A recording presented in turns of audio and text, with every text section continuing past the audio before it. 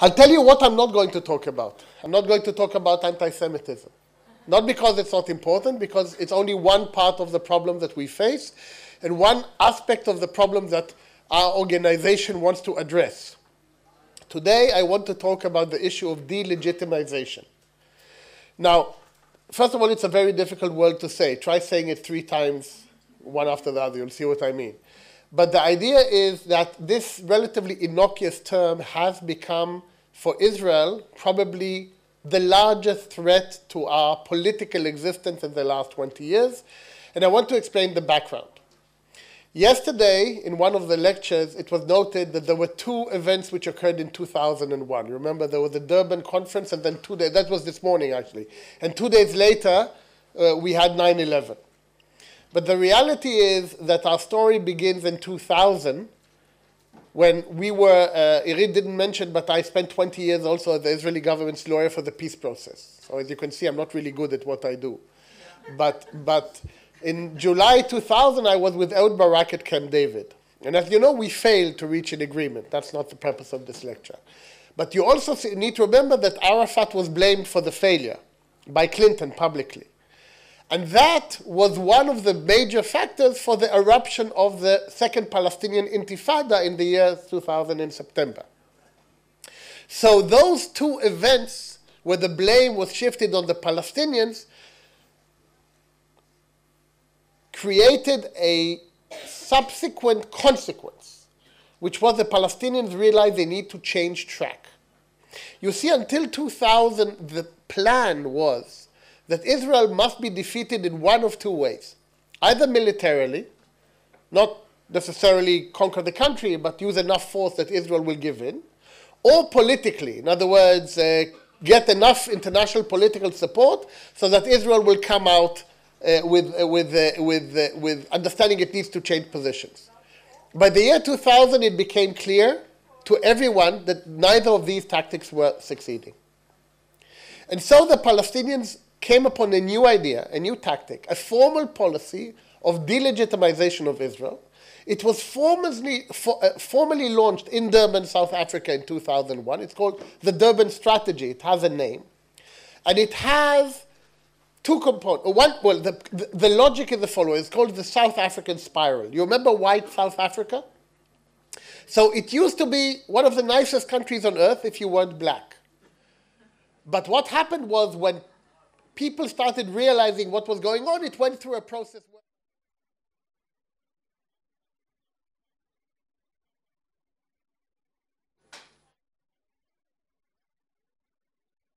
trying to impose on us today, or for the last 20 years. How do you do that, they say? Delegitimize the state of Israel in the international community. Make us the pariah state. How do you achieve that? If you can't do it militarily and you can't do it politically, they chose 2 separate new avenues in which usually we didn't think we were vulnerable. One is public opinion and media. Launch a campaign of delegitimization, use catchphrases which the media will love, 30-second sound bites. So they came up with Israel the apartheid state. Now, when I go on talk shows in the US, anyone say, how do you respond to the allegation that Israel is an apartheid state? What do you respond in 30 seconds? We're not, and give me 2 hours and I'll explain why. So the problem is catchy, short ideas about, one Palestinian told me, all I need to do is to get on a show, I will say the following, I'm a Palestinian, I'm occupied by Israel, help us. And I've got everything I need. I have nothing equivalent to respond, and in this day and age of short messages, the Israeli challenge of telling our story has become much more challenging. But I'm not here to talk about the public opinion and media aspect of that, because there are other people who deal with that. The other side of the coin, they said, where will we gain the most points of delegitimization? If Israel will lose in a court of law in a normal Western jurisdiction. And so they launched a campaign of filing lawsuits in good jurisdictions, jurisdictions with good reputation, all intended for Israel to lose one case where a normal Western government will say Israel is a war criminal. And do you remember the list? They started with Ariel Sharon in 1999. Then they went after Tzipi Livni, and they went after Amnon Lipkin Shachak. They went after Doron Almog. Bougi's brother, Mike Herzog, they went after him in Spain. I can give you the long list of cases. And at first they went on criminal charges. They claimed that Israel was violating international law, that we were war criminals, and they tried to go after a long list of military officers, politicians, statesmen, etc. Then they said, well, why not widen the circle? Why don't we go after the people supporting Israel? So they started going after companies who sell in the West Bank or sell weapons to Israel. So Caterpillar, which makes those big bulldozers, which Israel uses in combat operations, was sued in the US, claiming that they were aiding Israel in violating human rights. G4S, the largest security company in the world, was challenged in the UK because they said that you are providing security in unlawful settlements. And the most famous case of all, Rival, the largest seller of cranes in Europe, was criminally investigated for war crimes, because their equipment was used in the West Bank to build in settlements. Now, all of these attempts, and there were dozens of such attempts, were orchestrated by a relatively small group of people whose agenda was to win just one case. Imagine if we lost that case in the Netherlands, that the Dutch court would have ruled that a Dutch company had committed a war crime because it had helped Israel build settlements. I mean, there was not even a discussion about the Israeli side of the story. That was obvious to everyone. It was just a question whether the Dutch involved in it. The same thing happened in many other jurisdictions, and the idea was that if we lose one such case, we lose 1 million points in legitimacy. Everyone knows. It's something we use all the time.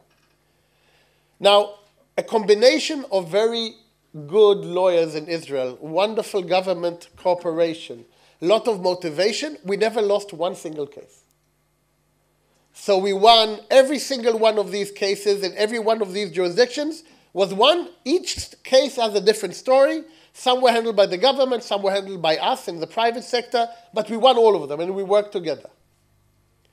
And after about 10, 12 years of incessant case after case after case. You remember there used to be, when I was young, you used to go to Luna Parks, we call them, and there was a game where things would jump up and you would have to hit them. So it felt like that. The numbers started going down. So if I start with the bad news, is that they realized that we have a weakness. You know, there's something ironic about the fact that the Jews have a weakness in court. We are the world champions in number of lawyers, right? But they have recognized that international courts and national courts are our soft point. Because judges all over the world know what normal people know, that Israel isn't doing the right thing in the West Bank. It's not okay in the occupation. The judges are human beings. So they say we only need one judge who is with us on this. In the Dutch case I told you about, which we handled for 3 years, and we won in the end, we didn't win because of great legal arguments. Our legal arguments were great, by the way. We submitted 2 books of legal arguments to the Dutch prosecution claiming Israel doesn't commit war crimes, companies cannot commit war crimes under international law, the Dutch company didn't do anything, it just rented out equipment like Hertz and Avis, what do you want from them? And the Dutch prosecutor responded to me by saying, your arguments are very good under international law, well done, but this is a Dutch law case, and under Dutch law, I think I have a great case. So I didn't win it on legal arguments, so I went to Plan B, and I went for political pressure. So I went to the Prime Minister, and I went to the Foreign Minister, and I went to the Minister of Justice, and each one of them called their Dutch counterpart. I was with Netanyahu when he called the Dutch Foreign Minister from his home about this case. And you know what the Dutch responded to us? They said, well, this is not a political case, it's a professional case, we can't intervene. So we went to Plan C. Plan C is called the United States. So I flew to the United States. I called my friends at the White House. I still had friends at the White House then because we were still negotiating. Well, it was a few years after most of the negotiations, but we're still involved. So the White House called the Dutch government, and they still said, it's political. It's not political, it's professional. The State Department, I got the legal advisor of the State Department to call his counterpart in the Netherlands. They said the same thing. So we went to Congress. And with the assistance of AIPAC, I went to the Foreign Affairs Committee of Congress. And in that Foreign Affairs Committee, the bipartisan heads of the committee agreed to send a letter to the Dutch government. I wrote the draft. But you know, when you write a draft for such a committee, you are very careful. They took my draft and they added one sentence I would never had the audacity to write. They added the sentence, should you decide to continue with this course of action, it will have serious consequences for the future of US-Dutch relations. That is how we won the case in the Netherlands. Yeah, because 3 weeks later, the Dutch Minister of Justice convened... The Dutch Minister of Justice convened a special meeting where he said to everyone, we need to close down this case. Who is the crazy prosecutor who brought this case in the Netherlands in the first place? Now, why am I telling you this story? Because we did not win it on legal grounds. I don't know what would have happened if we had reached the case. Now, our legal arguments were great, really, and I think they were correct. But this is a Dutch judge in a Dutch court. And yet, in spite of what I say now, of all the numerous cases which were handled by private sector and by the government, we never lost one case. And they lost steam. And so today, and this is good news, the list of new cases is very small. But now I'm going back to some bad news. What they have realized is that we're very good at handling such cases. We are surprisingly good at handling such cases. So they have decided to focus their efforts on one specific location, the International Criminal Court, to which I'm going in a moment. But before I get there, I also want to say that the most important thing in handling these cases was the fact that we were working together, government, private sector, all working together to optimize. Unfortunately, sometimes that doesn't work well. I'll give you two examples. In both examples are examples of good-meaning people who make stupid decisions. There was the case of an Israeli guy who was invited to lecture in the United Kingdom, and then they decided to cancel his lecture because they realized that he had been involved with the Israeli government. So he decided to sue them in a UK court. We all told them it's a mistake, because suing in the UK court, if you win, no one will hear. If you lose, everyone will hear. He lost. And recently, just 2 weeks ago, a huge mistake was done on bad advice of good people to take the French decision to mark a produce from the settlements to the European Court of Human Rights. Of Justice, sorry. So let's make it clear. So instead of just losing in France, we now lost to all of Europe. Now, when you do the risk analysis, all of us told them, don't do it. It's not worth. Not only do we think you won't win, but even if you do win, it's not worth the risk. But they wouldn't listen. So now we have a much bigger problem. But this is a side issue. The fact that we have well-meaning, intelligent people who make mistakes is part of who we are. Fine. But if I go to the final topic, which is the International Criminal Court, the Palestinians have now focused all of the efforts on the court. Now, the case against Israel in that court is of two types. Type number one is, I call the war crime case. They claim that in our response to Palestinian terrorism, or our response to Lebanese, but this is specifically Palestinian, we violate international law. We kill people on the fence. We shoot families in their homes. You can choose the war crime they claim we committed. And the International Criminal Court has been bombarded with hundreds upon hundreds of submissions by Palestinian and pro-Palestinian groups claiming that Israel has committed war crimes. The International Criminal Court has a problem. We are not a member of the court. And because we're not a member of the court, that does not mean that the court does not have automatically jurisdiction. Why? Because the court jurisdiction can occur in one of, I'm going legal for a moment. Either you are a member of the court, either by accession or by de facto agreement to a certain case. This won't happen. But you can also get jurisdiction, for example, if the offense was committed by a citizen of a member of the court, which again, Israelis are not, but imagine if one of them has dual citizenship, it raises issues. But the third most problematic option is if the offense was committed in the territory of a member of the court. And you remember that the Palestinians requested recognition as a state in the United Nations? It was only for this. Because what they did the following day, they said, we agree to the jurisdiction of the court. So the Palestinian agenda is now saying, we are now a non-member state of the United Nations, therefore we are a state. Therefore, any offense committed on our territory and we are a member state, the court has jurisdiction. This was a long-term plan, very well executed by the Palestinians. And the prosecutor agreed with him. So now the prosecutor, for the last 3 years, the prosecutor's office has been deliberating whether to launch an official investigation of Israel. Now, in the delegitimization world, this is a significant event. So that is why they're focusing all efforts there. The decision is close. And because we realize that there's another side to this story, because, look, if they go after Israel for alleged war crimes, we have a very good response.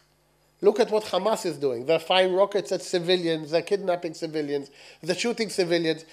In our case, we claim, at worst, it was unintentional. In their case, it's intentional. So it's not a great case to take on Israel, because our actions pale against the other. But they have another case, and that is the settlements. And the allegation, just like in the Netherlands or in all the other cases I told you about, everyone knows the settlements are unlawful. And because the settlements are unlawful, all of your activities are a violation of international law, you're violating Palestinian rights, and on that we'll take you to the International Criminal Court. To that we did not have a good counterbalance argument, because they're not establishing settlements in Israel, right? So we don't have an equivalent story to tell. For that reason, at the beginning of this year, we at the association submitted a criminal complaint to the International Criminal Court against Abu Mazen and all the Palestinian leadership. What was the complaint about? The program of paying the salaries of all terrorists in Israeli jails. Now, you need to understand, the more people you kill, the higher salary you get. There are people who, after committing minor offenses and discovering that they didn't meet the threshold for payment of salary and pension, went on to commit additional terrorist attacks to pass the threshold. And all of these people are being paid by the Palestinian Authority. And in our submission, what we said to the court was very simple. We said, look, it's not only that they're paying them after the fact. They're telling them in advance that if you commit the attack, we'll pay you. In other words, you are soliciting the attacks by promising money, status, pensions, everything, if you do ABC, and they have a list of activities for which you are allowed to get money, a lot of money. By the way, killing Israelis is by far the highest paying salary in the Palestinian Authority, way beyond anything else. So on that, we sent that to the court as a submission, and the logic of that submission was twofold. First of all, we wanted to explain to the court that they have no easy track. If they go after settlements, they also have that.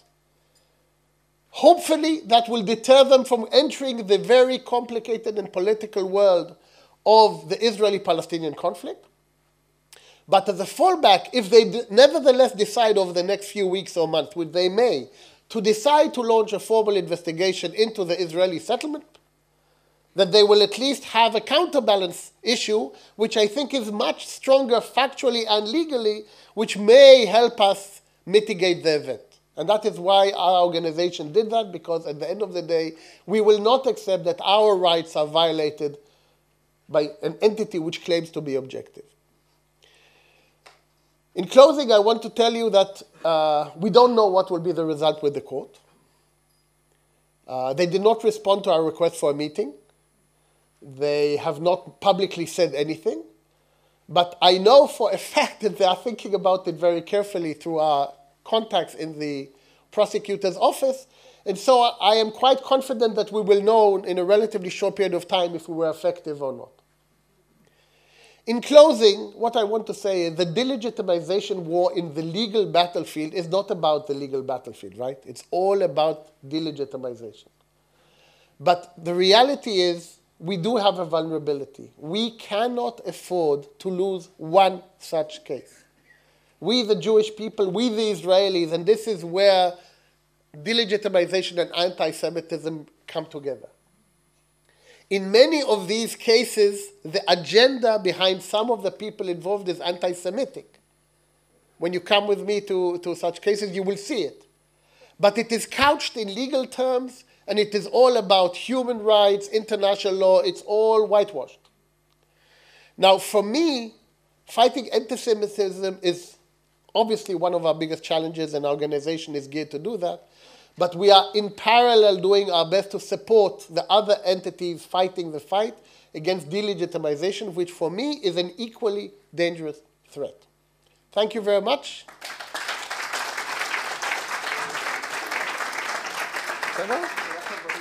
Any questions? Questions? Irit.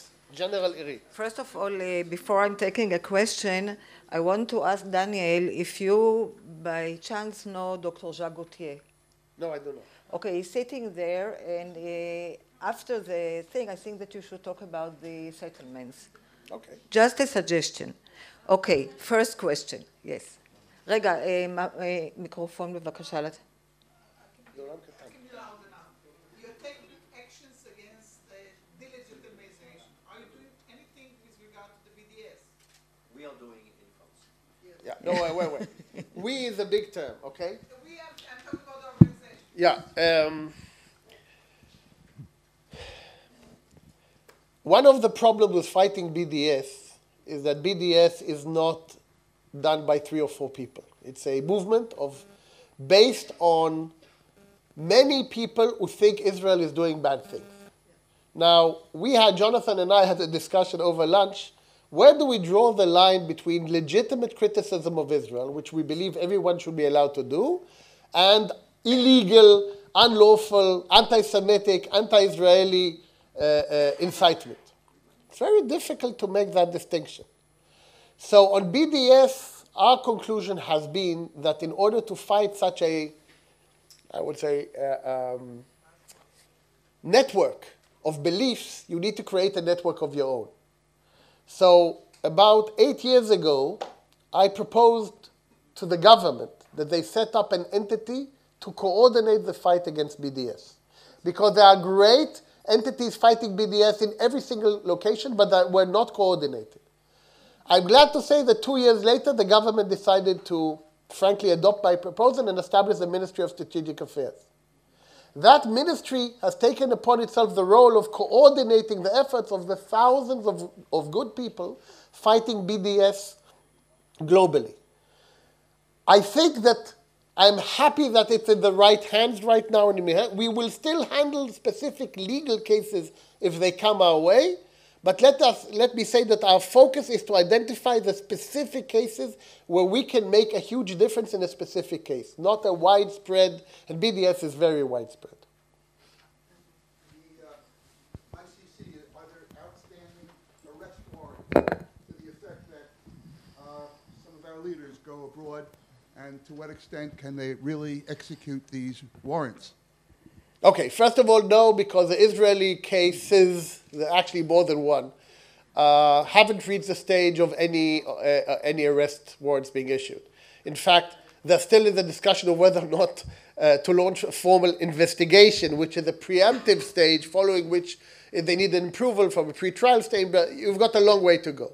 So the answer is no, but if the case does move forward, then we've jumped one step forward toward that potential situation. Currently, we're not there, and let's be fair. We are going to hide under Uncle Sam very effectively in this case as well, because we are not the only non-member state concerned about the International Criminal Court. There's another one, and they speak American. So we'll be using them as our shield, I think. Yes, please. I am Jacques Gauthier, and now that I'm no longer undercover, I spent a great deal of my time over the last decades arguing that Jewish people, Israelis, are not thieves or trespassers or usurpers in any part of Jerusalem, any part of the Holy Land.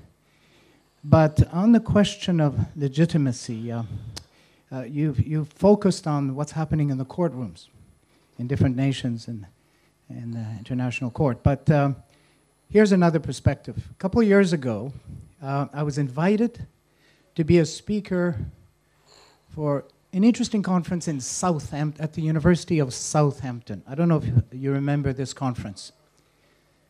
The theme wasn't about whether the Jewish people are thieves, trespassers in East Jerusalem or Judea and Samaria. The theme was the legitimacy of the state of Israel and whether Jews can be anywhere in the territory of Israel according to international law. What was intriguing is that they had 50 speakers in 3 days. 2 speakers disagreed with their main thesis. One was Jacques Gauthier, I was invited, and the other was Alan Johnson. He backed out at the last minute. I tell you right away, the conference didn't take place. I stayed in. I was asked by a number of people who knew I was going to be participating to skip the conference because they were concerned that I would give it legitimacy. I chose to stay and to try to participate because my position is that you never say no when there's an opportunity to speak the truth, to present the narrative which counters the false narratives of the Palestinians.